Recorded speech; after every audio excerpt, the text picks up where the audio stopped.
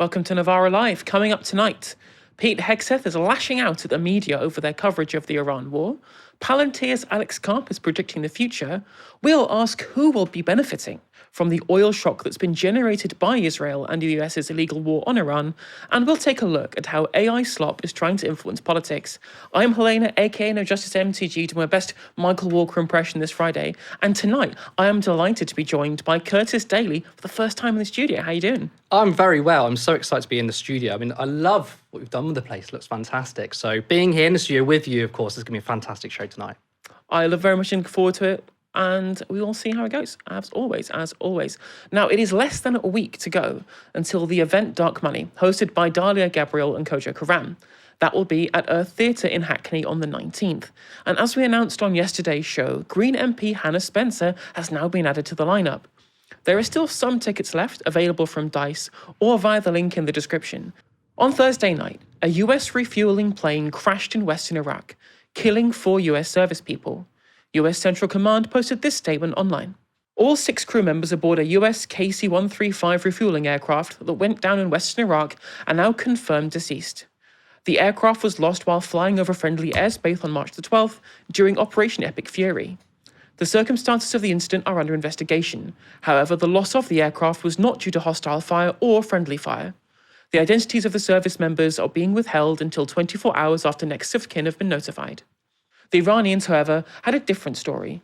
As you can see, CENTCOM described the crash as happening over friendly airspace, but the region of Iraq where the crash took place is one where pro-Iranian militias operate. And Iran's military claimed on state TV that an allied group had targeted the plane with a missile. A second plane, reported to have been another refueling jet by the Washington Post, had landed safely. That brings the total number of US service people killed during the US and Israel's illegal war in Iran to 13, almost one a day since the two countries attacked Iran 2 weeks ago. Over 170 US military personnel have so far been injured, with reports of some sustaining brain trauma and other requiring amputations. And it's against that background that US Secretary of War Pete Hegseth gave a bombastic press conference today. Between our Air Force and that of the Israelis, over 15,000 enemy targets have been struck. That's well over 1,000 a day. No other combination of countries in the world can do that. So today, as we speak, we fly over the top of Iran and Tehran. Fighters and bombers all day picking targets as they choose. As our intelligence gets better and better and more refined. Looking up, the IRGC and Iranian regime sees only 2 things on the side of aircraft: the Stars and Stripes and the Star of David. Hegseth also had this to say about Iran's leadership. Iran's leadership is in no better shape. Desperate and hiding, they've gone underground, cowering. That's what rats do.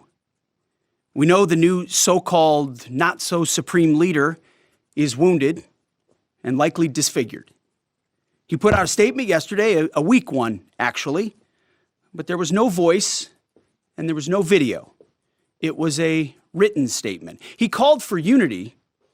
Apparently killing tens of thousands of protesters is his kind of unity. Iran has plenty of cameras and plenty of voice recorders. Why a written statement? I think you know why. His father, dead. He's scared, he's injured, he's on the run, and he lacks legitimacy. It's a mess for them. Who's in charge? Iran may not even know. Desperate and hiding, Iran's leadership have gone underground apparently. I'm not sure it's desperate to keep out of the way of US missiles, when Washington happily used them to kill the country's previous head of state. And it didn't look like those leaders were hiding today. Some residents of Tehran were out in the streets today to celebrate the Iranian holiday of Al-Quds Day, or Jerusalem Day, despite the fact that nearby smoke rose from missile attacks. This was the moment Iranians reacted to a nearby missile strike when they were out on the streets.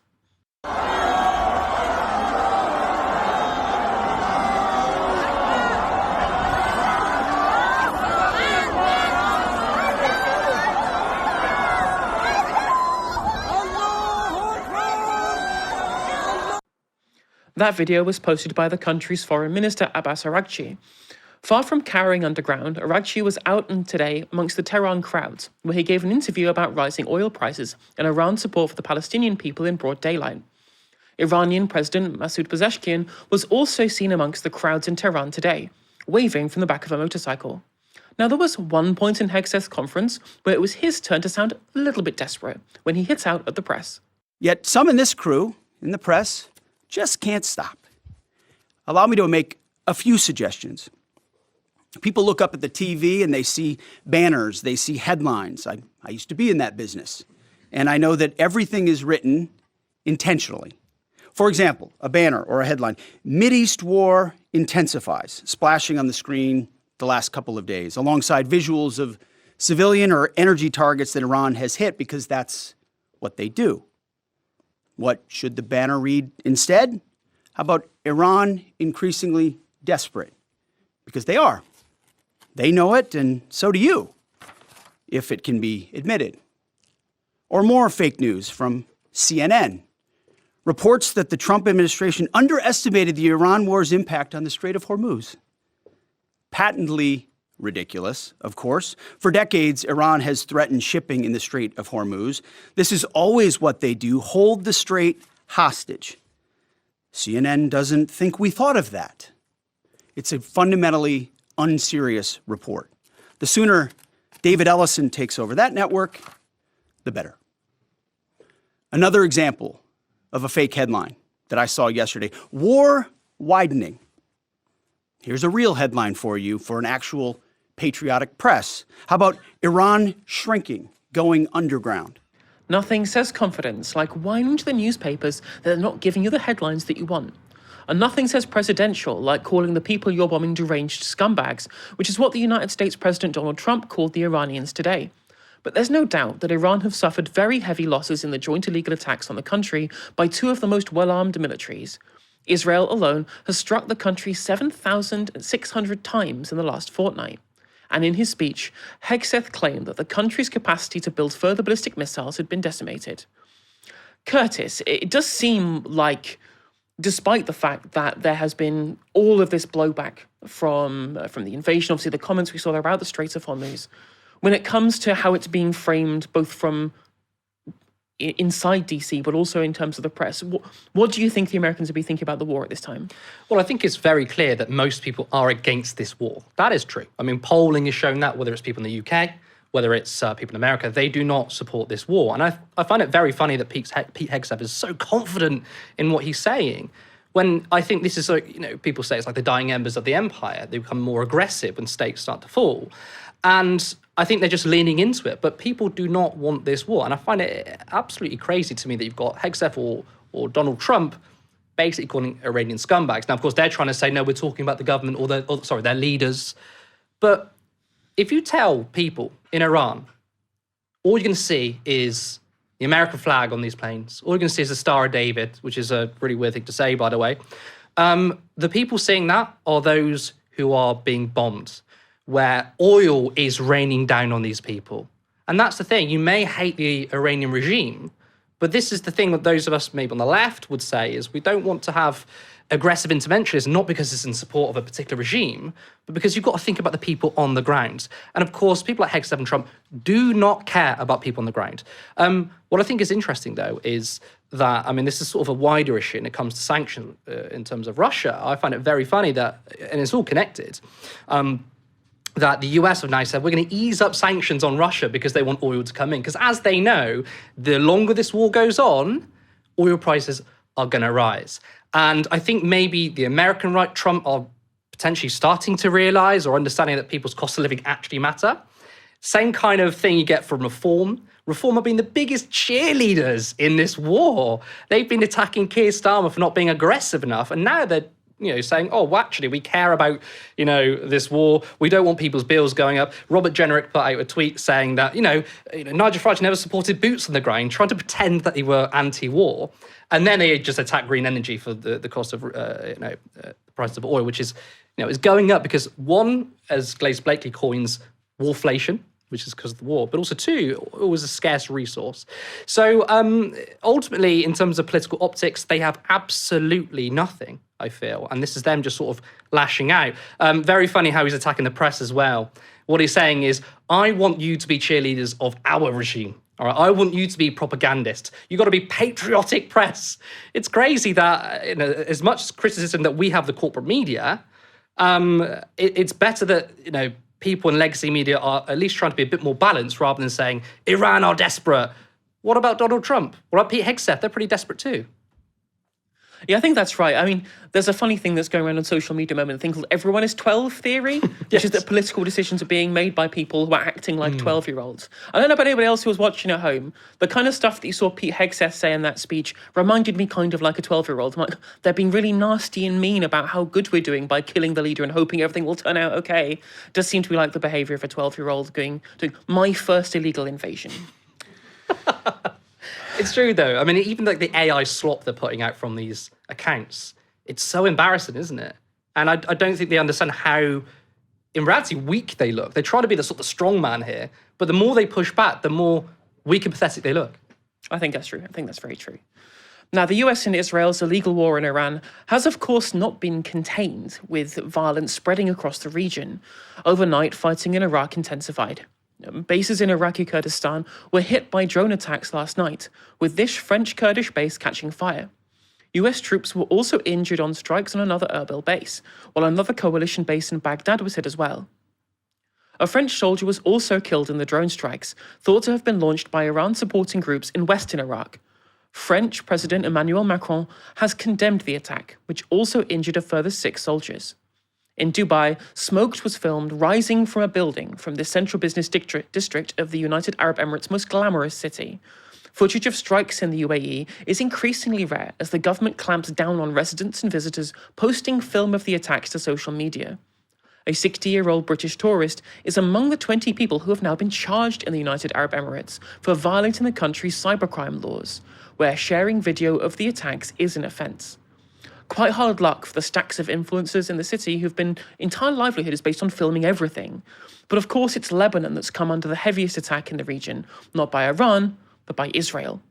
The country has now said it struck the country over 1,100 times in recent days, killing over 770 people in Lebanon. And Israeli attacks on Beirut have now spread beyond the city's southern suburbs, which have been heavily bombarded over several days. Buildings in the city's northern suburbs have also been struck, with 2 buildings close to Lebanon's government's headquarters being hit. On Thursday, some of that violence appears to have spread to the US in an utterly misguided way. A synagogue complex in western Bloomfield, Michigan, was attacked yesterday afternoon, with an armed man driving a vehicle through the doors of the building, which includes a school. Security guards shot him dead before any harm could come to the centre's staff or the 140 children attending the early childhood centre. The FBI described the attack on one of the nation's largest Reform synagogues as an act of violence deliberately targeting the Jewish community. The driver has now been named as 41-year-old Ayman Ghazaleh, a naturalized US citizen born in Lebanon. According to Dropsite's Ryan Grimm, Ghazaleh had posted photos prior to the attack, including this one showing his niece and nephew Fatima and Ali, as well as other family members. Those 2 children, as well as Ghazaleh's 2 brothers, Qassam and Ibrahim, were killed in an Israeli attack on Masgara in Lebanon last week. Curtis, now, whilst of course a lot of the news has been focusing on what's happening in Iran, what's happening in the Strait of Hormuz, what's happening broader in the Gulf, what this has given, as far as I can see, is a lot more cover for Israel to engage in what we're seeing in Lebanon, these expanded strikes now further into Beirut. And we've also seen the expansion of more settler attacks in the West Bank as well. What have you seen as regards to Israel's expansion of its war goals moving forward? Well, you can't look at the lens or look through the lens of this war without looking at the Greater Israel Project. You simply can't. I mean, the reason why these strikes are happening is due to Israel and America's imperialism. I mean, Benjamin Netanyahu essentially for 30 years was saying the same talking point over and over again. Iran is going to build nuclear weapons. Right, that was what we heard. We heard from establishment politicians such as Keir Starmer saying that Iran is the biggest danger to the Middle East. Now, I would say Israel is. I mean, they're the ones that attacked multiple countries. In fact, the US US and Israel attacked Iran last year. So to look at this through the lens of just this is Israel in America's war with Iran is absolutely not true. It's the wider Middle East, and that is why other nations such as Lebanon are being pulled into this, because it is in Israel's interest to make this an expansive war across the entire Middle East. And of course, what we see from these images and these reports is it's the people who suffer. And it's not just the people who suffer in the region. Of course, that disgusting synagogue attack is where people are looking at regimes and governments and blaming ordinary people for it. It's just as terrible when Donald Trump and Pete Hegseth are kind of attacking Iranians in general when they're talking about a regime, but really they're talking about everyone in Iran.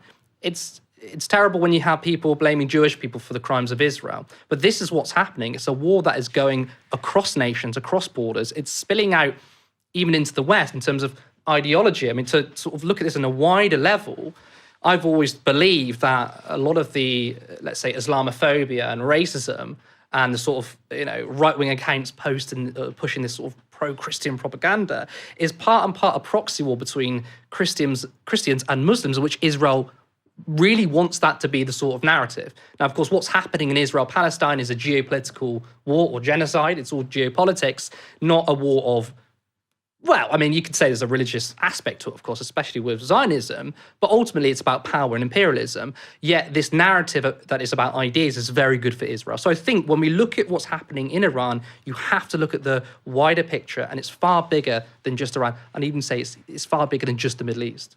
US software giant Palantir are notorious for being run by some quite unhinged people, none of them more so than their CEO Alex Karp. He's been a cheerleader for Israel's genocide in Gaza, as well as Trump's use of ICE, and is an evangelist for the techno-nationalist politics of the AI oligarchy. And in a recent interview, he expanded on how he thinks it will impact US society.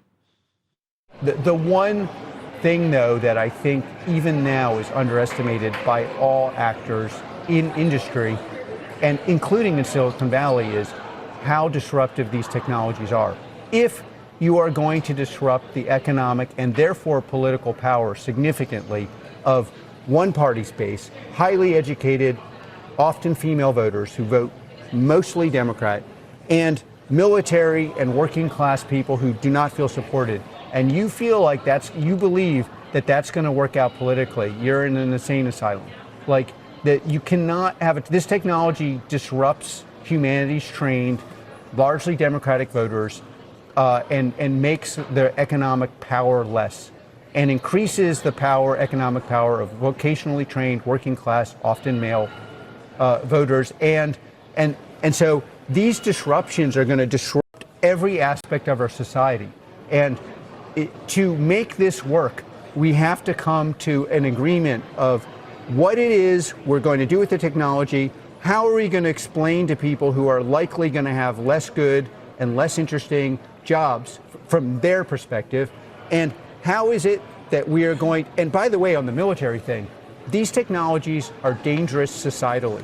The only justification you could possibly have would be that if we don't do it, our adversaries and will do it, and we will be subject to their rule of law. So if you decouple this from the support of the military, you're going to have an enormous problem explaining to the American people why is it that we're absorbing the risk of disrupting the very fabric of our society, including the most powerful parts of our society, if it's not because it's about maintaining our ability to be American in the near term and long term. Now, the biggest claim there is that there's a potential for AI to replace white-collar humanities jobs broadly in the service sector, and that will empower forgotten blue-collar Americans. Like he says working class, but that's more of an Americanized way of describing it rather than those who sell their labor for a wage. And now the issue here is that it seems to be born more out of spite than out of any economic reality for two reasons. Firstly, is that manufacturing jobs are at record lows as a percentage of the US job market in the wake of large-scale automations of the factory production industry, and have been dropping further in the wake of Trump's belligerent trade policy. And second of all, that competition for blue-collar jobs will increase if his predictions are true, thereby reducing those wages and their economic power, not increasing them. If there's going to be this huge glut of white-collar workers going to try and work in the trades because that's where all the work is, because their jobs have dropped out due to AI replacement, then that's going to decrease people's wages overall in blue-collar sectors. Now, it's become somewhat of a tired talking point, but it's true.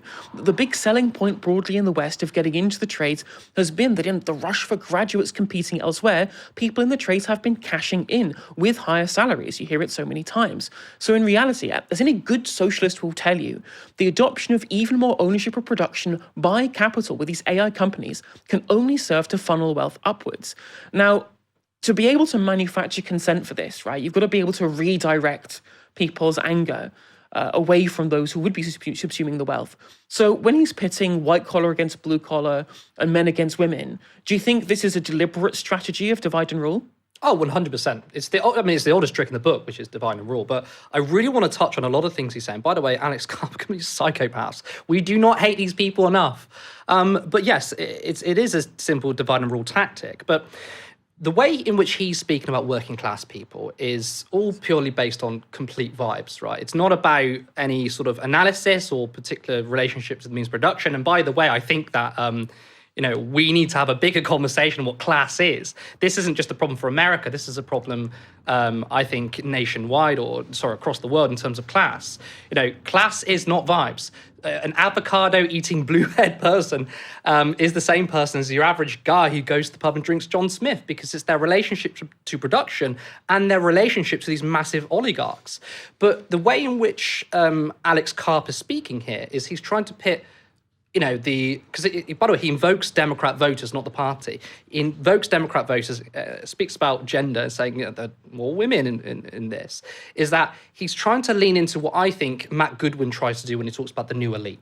For Matt Goodwin, which complete rubbish, by the way, but the new elite is graduates, university professors, people work in volunteer sector, NGOs, and of course there's issues there.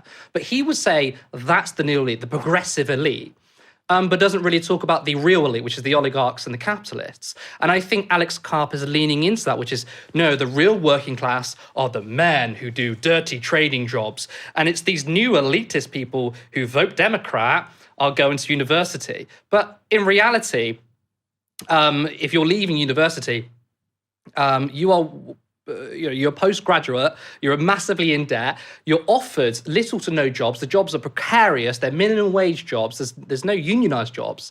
And for many people, even in the trade sector, union density in the UK and America has also gone down too. So everyone's in the same position, but Alex Karp wants to make that division.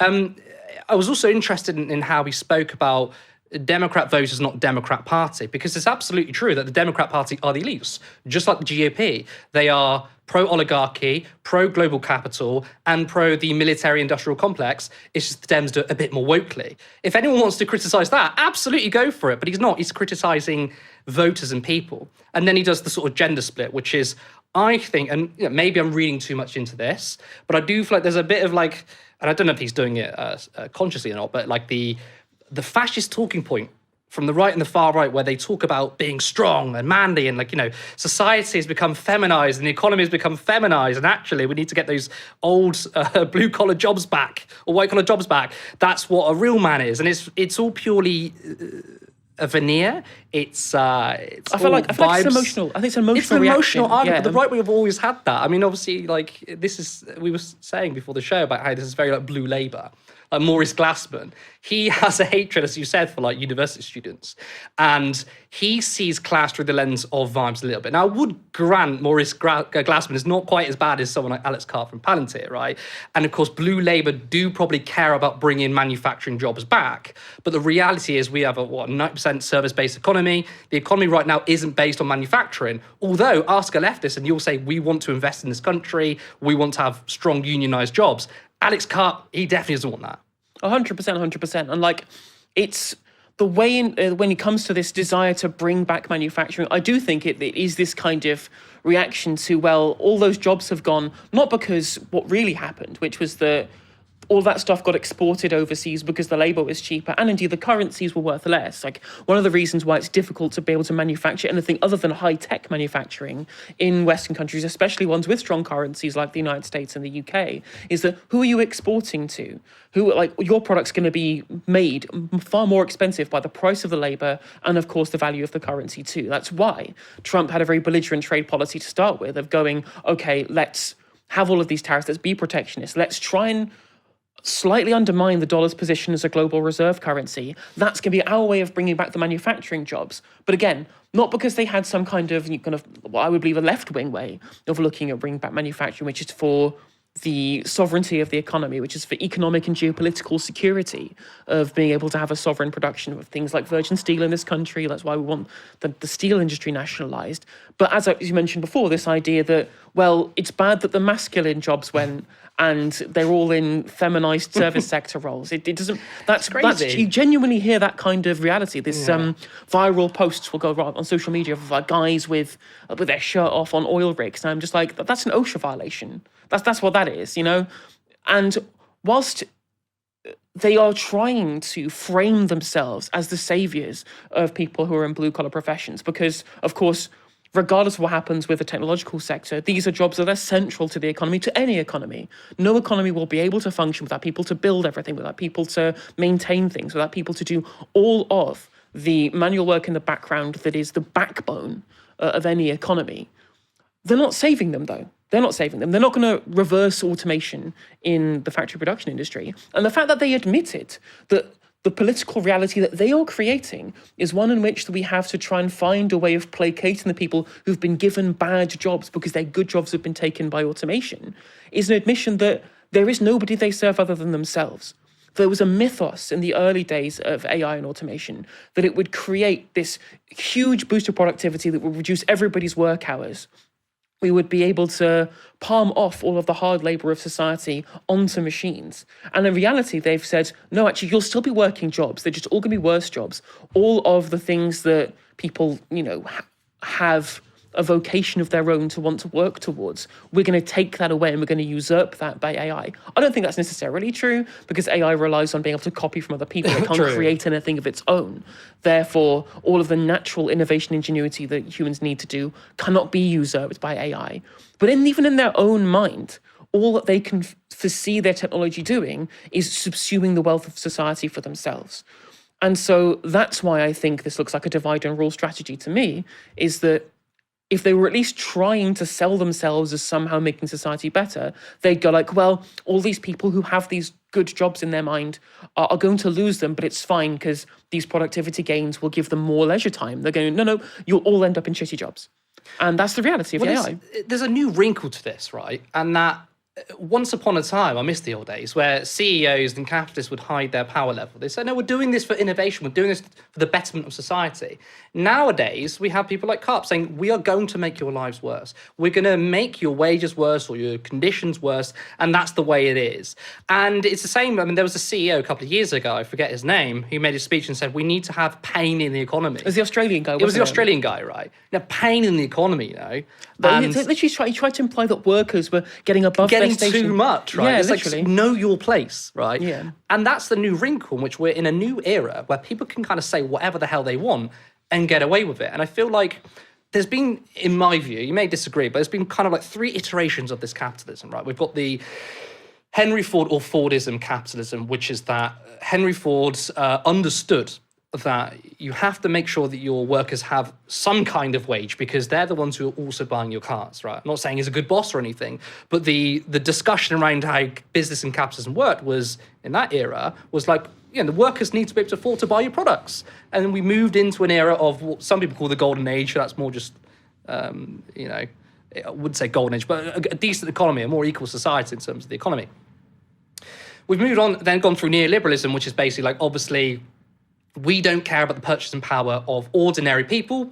That doesn't matter anymore. We need quick turnaround. We need quick profits. Even if it means it's bad for business in the long run because people can't consume, right? And through that neoliberal period, we then have people who said, do you know what? We don't really need much of consumption power anymore because we're going to privatize things and we're going to make money through that way because we're going to make money off the taxpayer. We don't need people to buy things. And now we're at this weird stage, which is like, yeah, we're still under neoliberalism, by the way, but they're admitting that they absolutely despise the working class, but dressing it up in actually, we are the ones who truly care about the working class. It's the left feminists kind of people who just want green energy and net stupid zero, whatever it is, but it's us men and working in dirty jobs. We care about the working class. And by the way, I mean, I don't know what it's like now, but traditionally, a lot of trade jobs had better union density and would often have better wages. Speaking of Australia, the Australian man, they have really good trade sector over there. Alex Karp isn't wanting people to go into the trade sector because he cares about people's wages. He's like, oh, look, you can get more money there. He's basically saying, given how reliant we are on the service-based economy, he wants to create mass unemployment and then just create a labor surplus in the trade sector and then just, as you said, bring people's wages down there. And he wants for people to have nowhere to go. And the only way we can truly deal with this is to have collective ownership, because as much as I absolutely despise AI, as much as I would love to see it dead in the water, I feel like the way technology works is you can't stop it. It's going to happen anyway. But what we can do is make sure these, quite frankly, excuse my French, bastard oligarchs who want to destroy society is maybe have it in the hands of people, and people can collectively make the decision. It's democratic, but that's apparently, crazy communism. Well, that's what it says. That if the people themselves own those productivity gains, they will be the recipients of what those productivity gains produce. Whereas currently what we're seeing is those productivity gains being funneled upwards because they're owned by individual oligarchs. And as the godfather of AI said in a very, very simple answer on Channel 4 News, there is only one solution, and it is socialism. There's a war in the Middle East, and that means that there's one thing that always happens. There's an oil crisis. Unlike in 1973, however, this isn't a political boycott. Iran's IRGC are effectively imposing a blockade on oil tankers passing through one of the most important shipping choke points in the world, the Strait of Hormuz. It's the only route between the Persian Gulf and the open ocean, and Iran have vowed not to let even a litre of oil through, and what they consider is any US or Israeli-aligned ship is going to be a legitimate target for attacks. Even small shipping disruptions due to conflict can push oil prices upwards, as shipping companies are charged higher insurance premiums on their vessels.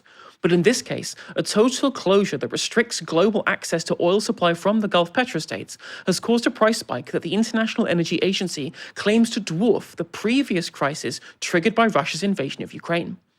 Oil prices almost reached $120 a barrel when the illegal US-Israeli attacks on Iran caused the Gulf states to significantly reduce their output, tempered somewhat later by an agreement by G7 countries to release oil reserves into the market to cool prices in the following days.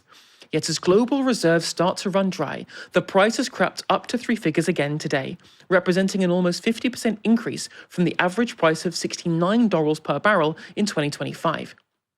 Now, I don't think anyone here needs reminding exactly what that means for average consumers. High energy prices have huge knock-on effects for the rest of the global economy. It underpins every aspect of production. Therefore, an increase in the cost of said production gets passed on to consumers. That is, of course, a problem that only afflicts countries that rely on oil and gas for energy, as was pointed out by Green MP Sean Berry on Question Time last night. We do need to see the separation of the gas price, which drives utility bills, from the rest of the energy market. We need to see renewables leading the price of the bills, because they are much, much cheaper than gas normally, and at the moment that's shooting up. So these things are getting worse, and we can do something about that. But we do need to see proper investment in getting us away from fossil fuels. The cost of investing in the things that we've been calling for decades is the cost of one of these shocks. And we've already seen two in the last few years, but they could have been avoided by more resilience. And this kind of looking to the future, looking to build a country where we've got good public services, where people aren't worrying about the day-to-day cost of living, is the kind of vision that people really need to hear. The positive campaign is why we won, my fantastic new colleague, Hannah Spencer MP, just round the corner. And that's the kind of vision we're going to keep talking about. We're going to keep pressing on practical things too, because we have got the right practical answers in the Green Party. We saw this dynamic reflected during the 2022 oil shock. France managed to cap their bill rises at 4%, due to both having a decarbonised grid that relies mostly on nuclear power, and by fully nationalising the remainder of EDF to put the state in charge of prices for utilities, rather than the big energy companies and international oil prices. The UK, however, does not have this luxury, as we still generated 28% of our electricity by gas power in 2025, and we still predominantly rely on liquefied natural gas to heat our homes. There's another thing that Berry pointed out there too. All those extra costs have to go somewhere, and the main beneficiaries of the high oil prices are the petrochemical companies that extract it. They'll be seeing bumper profits, essentially for nothing, at the expense of ordinary consumers both in the UK and abroad. Not everyone seems unhappy about that, though. The United States is the largest oil producer in the world by far. So when oil prices go up, we make a lot of money. But of far greater interest and importance to me as president is stopping the evil empire Iran from having nuclear weapons and destroying the Middle East and indeed the world. I won't ever let that happen. Thank you very much for your attention to this matter, President Donald J. Trump. By the way, when he says we, he means his mates in the petrochemical industry. Ordinary Americans rely even more on oil given how reliant they are on cars. The increased cost of petrol at the pumps was one of the many reasons that the Democratic Party lost votes in 2024, and it formed a cornerstone of Trump's electoral pitch to drill baby drill to bring down costs for motorists. A pledge that he's now essentially ditching to butter up the profits of the oil lobby and in service of his obsequience to Tel Aviv. It's amazing how quickly America First turned into ExxonMobil and Netanyahu First. Although whilst we're on the subject of countries that Trump cares more about than his own citizens, Sky News had this interesting clip on somebody else who makes a lot of money when oil prices go up. Russia may be winning the oil war. Now, to understand why, we need to look at what happened when Western sanctions were applied to Russian oil following the invasion of Ukraine. Those sanctions cut its potential customers, so it's had to sell its oil, Urals as it's known, at a discount. This chart shows us that discount against Brent crude, that's the global benchmark, in blue, Urals is in red. You can see over the last 6 months, while the prices have tracked each other up and down, there's a pretty consistent discount, a gap, $5 to $10 on average. Actually, it widened towards the end of last year and the turn of this, when, among other things, the US put India under pressure to stop buying Russian oil. But since the start of the war, look what happened. As the price spiked of both oils, the gap disappeared completely. In fact, 1 point, Urals passed Brent. All of a sudden, Russian oil, which is plentiful and not restrained by the Strait of Hormuz, is in demand, and that is good for Kremlin revenues, which ultimately fund the war. Now, this shows us the value of Russian daily average crude exports going back to the start of its war on Ukraine. And as sanctions have tightened, it's taken a while, but those revenues have declined, down 18% in 2025. That's despite the volume of oil they're selling remaining pretty constant. But again, let's look at the last couple of weeks. That revenue has risen 17% as the price has soared. The Russian state owns a majority of the country's oil industry, meaning all these bumper revenues go straight back into the treasury to be able to finance Russia's invasion of Ukraine. And that's not all. Not only has Trump and Bibi's illegal war on Iran boosted oil revenues, Trump himself is pushing Russian oil prices up even higher by lifting sanctions. US Treasury Secretary Scott Bessent announced a 30-day sanctions waiver to stabilize international oil markets and shows that despite the external claims that the administration are unbothered by the economic blowback of their illegal war, figures behind the scenes are worried about the impact of the oil shock on their electoral fortunes at the midterm elections in November. Although if there's one thing that can be learned from Russia, it's that sovereign ownership of natural resources is a key element of both geopolitical and economic security. If we compare ourselves to Norway, who have a majority stake in their oil industry too, unlike the UK that privatised it under Thatcher, Norway aren't even using their oil revenues to finance an illegal war of belligerents either. They've invested it into the biggest sovereign wealth fund in the world, and they've used the $1 trillion fund to finance green energy investment for the transition that Sean Berry was talking about earlier. Choices, choices. Curtis, this does seem like when we watched earlier, Pete Hegseth said, well, of course we took into account what was happening with the Strait of Hormuz. It looks like from their own actions that they had no calculation of what would happen in regards to the externalities of the war that they've created. And it's not only having impacts for consumers in countries like the UK and the United States, but it's going to have geopolitical ramifications as it allows Russia to intensify its invasion of Ukraine.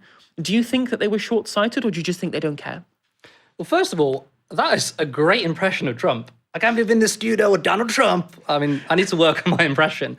So look, very interestingly, in 2022, much of the West, America, put on heavy sanctions on Russia. Joe Biden said, this will cripple the economy. And they got to ninth in the world in terms of their economy. They were very resilient, obviously, oil sovereignty. But you also had countries like China buying up oil. But they also spent money on the military. And it's if you're facing austerity and external pressures, it's almost like don't cut even further. One could probably compare this to World War II in this country after a bloody war in the Second World War. Clement Attlee said we're going to spend more money on the NHS and the welfare state. Of course, that was back in 2022. I think it's very interesting for many things. Look, first of all, it's very convenient, or at least it's a very good timing for Russia, given that the economy is slightly dipping, that now Trump has turned around and easing sanctions. But as I said earlier, I think America were absolutely short-sighted in how war creates warflation, right? It's going to do that. It's going to spike oil prices. And it's funny, we get the right wing. We get people like Richard Tice and Reform, who, by the way, funny enough, get money from the oil industry, say the reason why your prices of oil is going up is because there's not enough of the resources, but we can just, drill, baby, drill, and drill more of it. But oil is still a scarce resource. It's going to run out, and people very basically understand that the less of the oil there is, the more expensive it's going to become. Green energy, of course, yes, there's issues with lithium, but green energy wants to be free. If you're relying on wind and you're relying on solar, that is an abundant source that is there everywhere. You're not going to run out of wind, and you're certainly not going to run out of the sun.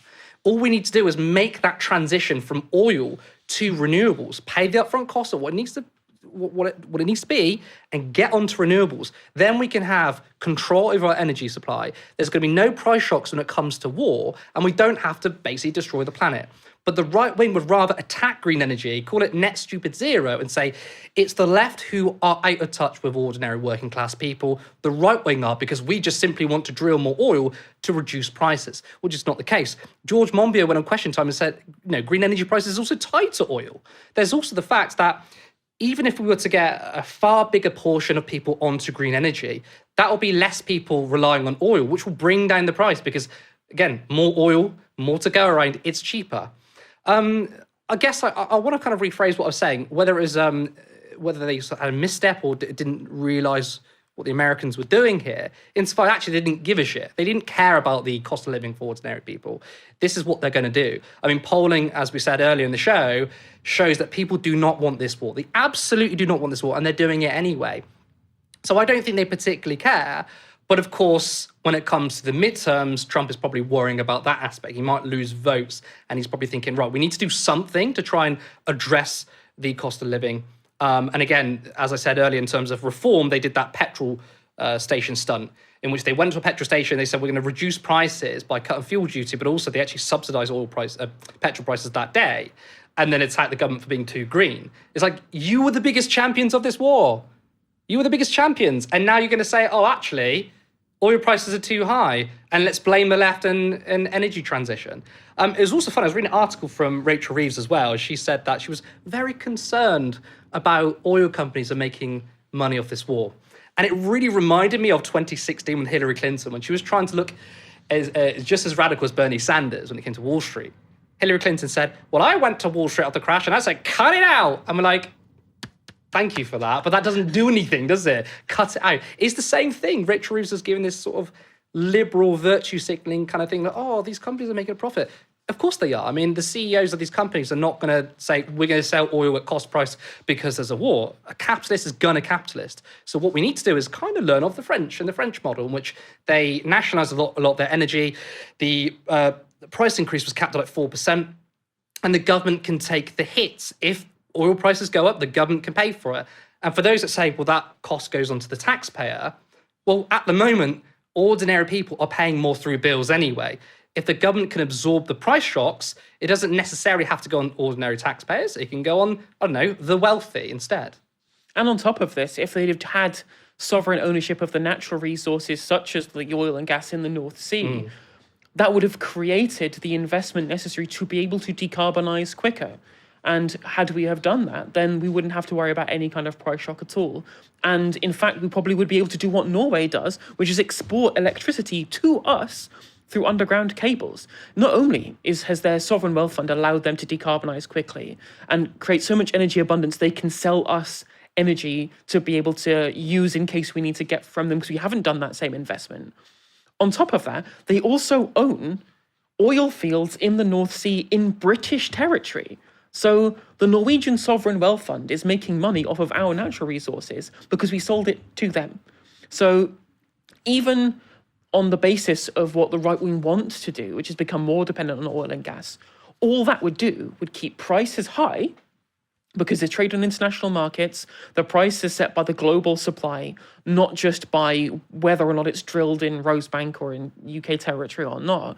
Whereas if it was nationalised, at the very least, we'd be able to get it at the cost of extraction rather than the globally traded price. But it's all deliberate as well, right? They're manufacturing scarcity, they're manufacturing higher prices because they want to keep people on dirty energy. I mean, back in the 40s, 50s and 60s, when energy companies were doing research, right, they found that clean energy was much better, but a lot of them patented it and then shelved it because they were worried it was going to hit their profits because, of course, transforming our energy systems to green energy is very bad for the oil industry. So we could nationalise, we could have sovereignty. Also, in terms of Norway owning our oil, it's the same with trains. We privatised our trains and then some European countries own part of our trains. It's crazy. It's very simple. You just need to nationalize oil. Any price shocks, you absorb it. But again, this is completely manufactured from the oligarchs, the CEOs, and the right wing, because put simply, political parties on the right are bought and paid for by oil giants. It's why Reform absolutely wants to keep drilling or keep on oil energy systems, because they're basically paid to do so. Literally. Nothing was more revealing to me about this story than Trump saying, we make lots of money. I'm like, no, very, very small amounts of petrochemical CEOs make a lot of money. The regular Americans, they ain't getting jack shit. The media is trying to shut us down. Novara Media and the Bureau of Investigative Journalism just dropped hit pieces calling us far right. And they even brag about helping get us removed from TikTok. Think about that. Are they journalists or activists? All we're doing is saying what a lot of people are already thinking. That's why we're reaching millions of people. We're completely independent and we're going to stay that way. If you want to support what we're building, you can now join the movement on our website. Now, Novara Media is pretty good at getting under the skin of lazy and corrupt human beings in positions of power. But this is a real first for us, pissing off AI Slop. What you just saw there was a right-wing AI rapper called Danny Bones, responding to an article published by Novara's Simon Childs and Harriet Williamson. It's an investigation into Danny Bones, the shadowy organisation behind it, and the links between the artificial rapper and British far-right groups and political parties. So, who is Bones? Well, this will give you a sense. It is British being diverse. The next election is going to be about a question of what is it to be British.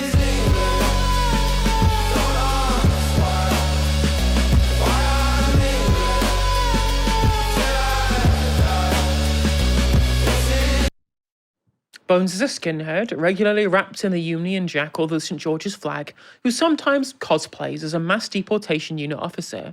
And the track you can hear in the background, that's a song called This Is England, another AI creation. Its lyrics are basically a list of every complaint you ever heard from your permanently aggrieved boomer uncle. Open borders, check. No free speech, check. Crime spiralling, check. Now, he does get some things right, though. The rich are getting richer, the poor are getting extorted. Services are crumbling, taxes are rising. Austerity, then, though that's not named explicitly.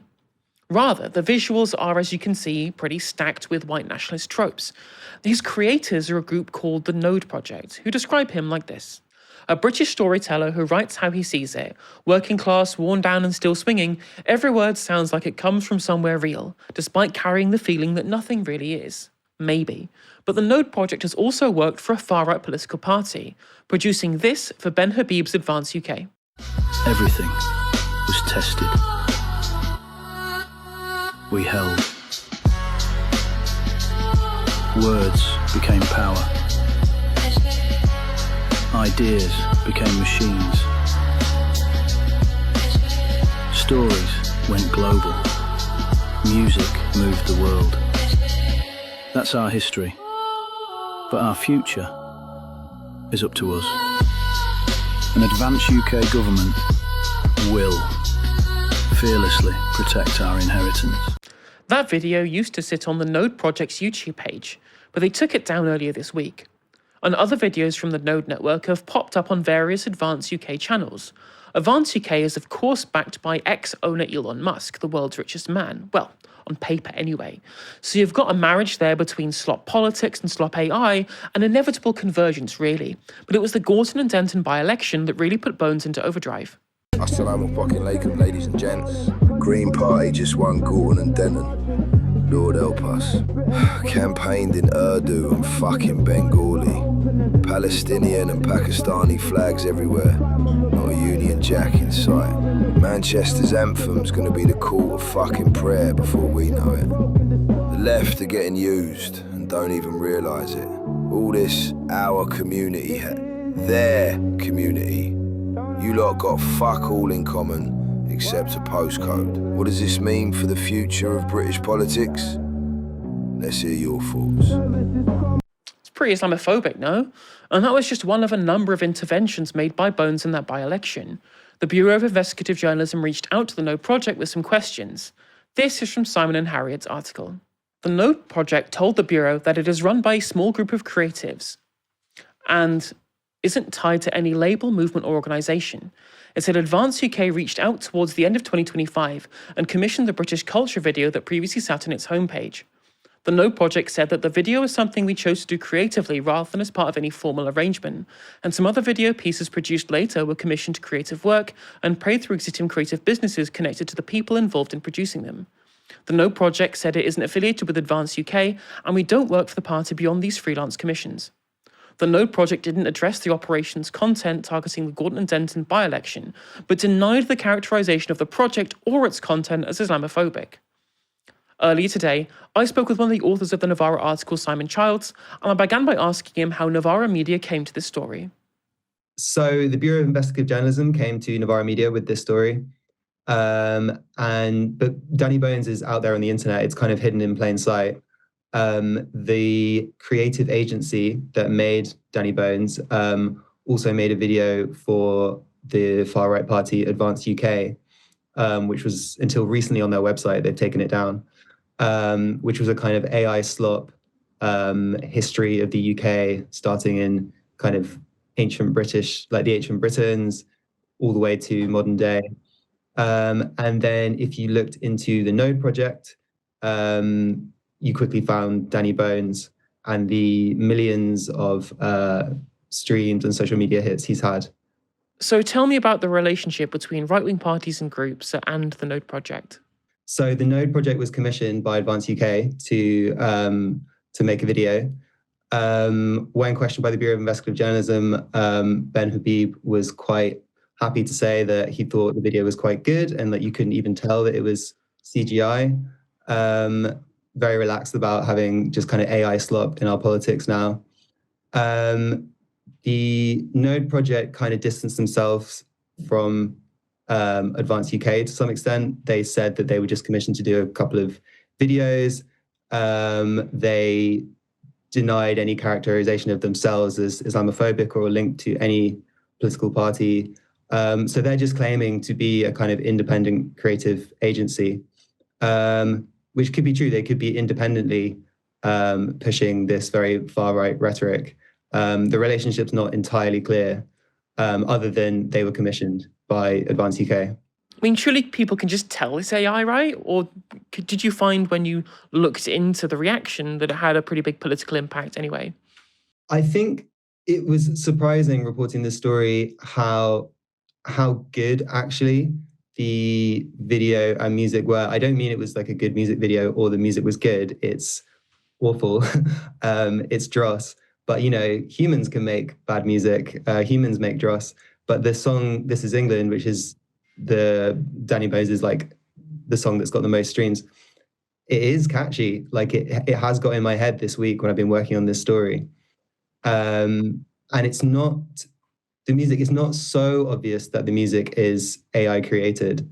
Like it sounds like rubbish, but then so much music does. The videos, yeah, you can kind of tell that they're very hyper real. It's almost like watching something from a video game, but it's not exactly shonky. And it's kind of, you can tell the direction it's going in. You could see that in not too long, we'll get AI created videos that are quite realistic. And I also think we're at a place where the boundaries between what is real and what is completely fake are kind of fraying anyway. Like, you know, you could shoot a real video and then put a filter on it. So kind of like, I don't think it necessarily affects the impact too much. And, you know, clearly despite being just like fake slop, it's touched a nerve because there's, so many streams on this stuff.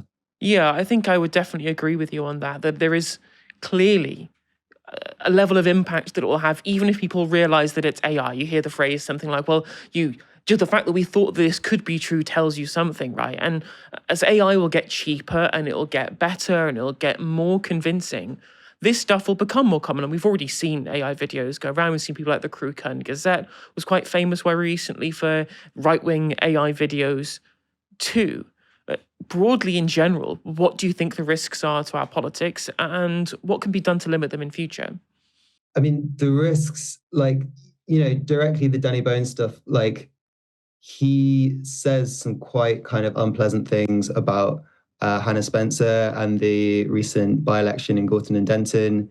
The Green Party obviously put out some videos in Urdu to appeal to certain voters there, which is fairly normal, I reckon. Danny Bones said it was fucking unbelievable and was expressing quite a lot of anger about that. So I just think having such an easy mechanism to disseminate a kind of divisive message is quite scary. And I just think it's become easier and easier and easier to disseminate that kind of messaging. Wasn't that long ago that you didn't have platforms that made it very, very easy to push far-right talking points and potentially monetize them. Now we have not only those platforms, but also the means to create very, very easily this kind of imagery again and again and again. And, following the publication of our report, the Node project has immediately published a video responding to it, saying that we did a hit piece. The Danny Bones character is quite angry. And yeah, it's just kind of so easy to create this kind of world that he's in. And I think that's concerning. So given the risks that are going to come from the widespread adoption of these kind of things we've talked about there, do we know if the Electoral Commission are looking into ways that they're going to be able to pump the brakes on this stuff should it become an issue? So the Electoral Commission did respond to the investigation, and they basically encouraged people to think critically about what they're seeing, and didn't really say that much or give that much reassurance that they're looking into it. Should we have a change, for example, in laws governing election material that's made with artificial intelligence, in your opinion? Possibly. I mean, I think also, you have to question the platforms. So TikTok did take the Danny Bones stuff down. I think YouTube added a label saying to let people know that they're watching AI. Spotify said that humans had reviewed the song and it hadn't broken any rules, and so nothing's happening there. I mean, obviously there's a kind of balance to be struck between allowing people to express things freely, but at the same time, you have these platforms just allowing people to disseminate sort of incredibly divisive rhetoric and make money from it. And the algorithm kind of rewards people for stirring things up. And so I think, that's where I would look personally. That was Simon Child speaking to me earlier today. Well, thank you very much, Curtis, for joining me tonight. It's been an absolute pleasure to have you in the studio. Oh, thank you so much. It has been a pleasure. I'm so happy to be invited to the studio, and it's been a great show. Absolutely, it has indeed been. And speaking of shows that have been great, you can find another one of those on Monday for another live stream at 6 p.m. Thank you, everyone, for tuning in. For now, you've been watching Novara Media. Good night.